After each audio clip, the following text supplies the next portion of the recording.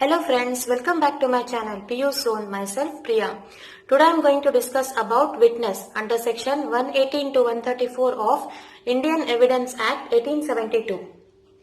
A witness is a person who has personally seen an event happen. The event could be a crime or an accident or anything. Section 118 to 134 of the Indian Evidence Act 1872 talks about who can testify as a witness, how can one testify, what statements will be considered as testimony, and so on. But before proceeding, let us know the meaning of testify. Testify means to make a formal statement that something is true, especially in a court of law. Now let's move on to the topic. Now let us discuss about capacity of witness. A witness who needs to testify before the court must at least have the capacity to understand the questions that are posed to him and answer such questions with rationality. Section 118, 121 and 133 of the Indian Evidence Act talks about the capacity of a witness. Now let us discuss about who may testify. Any person who has witnessed the event is competent to testify unless the court considers that they are unable to understand the questions posed to them or unable to give rational answers. Rational answers should not be expected from those of tender age, extreme old age, or a person with a mental disability.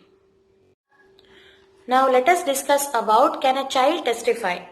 A small child of even 6 or 7 years of age can testify if the court is satisfied that they are capable of giving a rational testimony.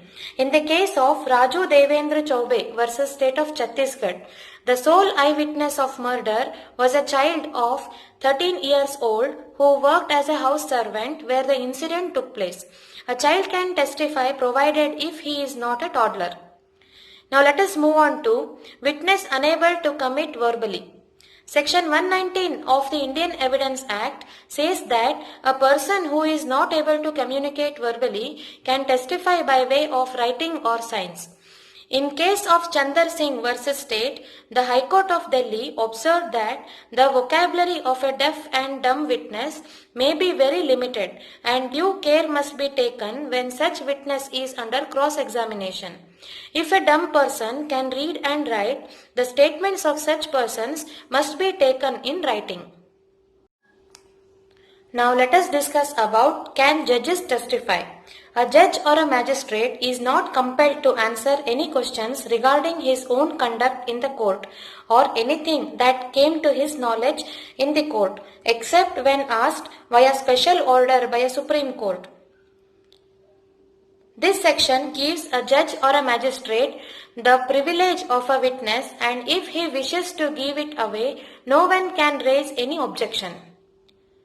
Next we'll discuss about can a judge testify in a case being tried by him. A judge cannot be impartial on deciding the admissibility of his own testimony. He will not be capable of comparing his own testimony against that of others. If he has to testify, then he must leave the bench and give away his privileges in order to act as a witness in the case. Can accomplice be a witness?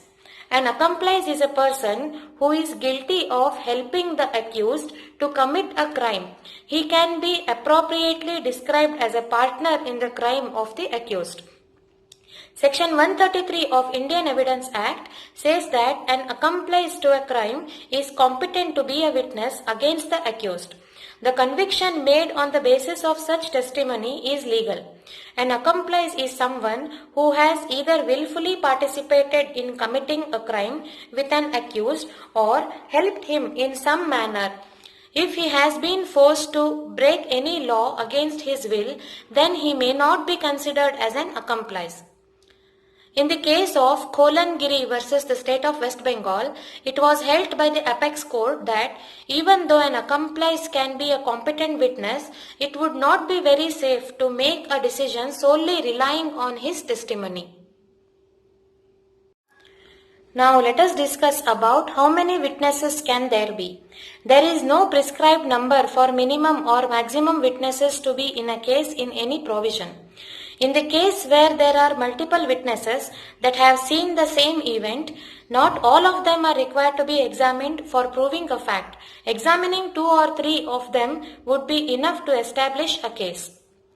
The credibility of a single witness. In case of Ramesh Krishna versus the state of Maharashtra, there were multiple witnesses who could not stand with their statements given during the investigation. On the other hand, one of them stood firmly with his statement who was deemed to be a credible witness. A witness is considered to be credible if he stands by his statements and the same can be proved later on. Any conviction is not influenced by the quantity of the witnesses but by the quality and credibility of witness testimonies.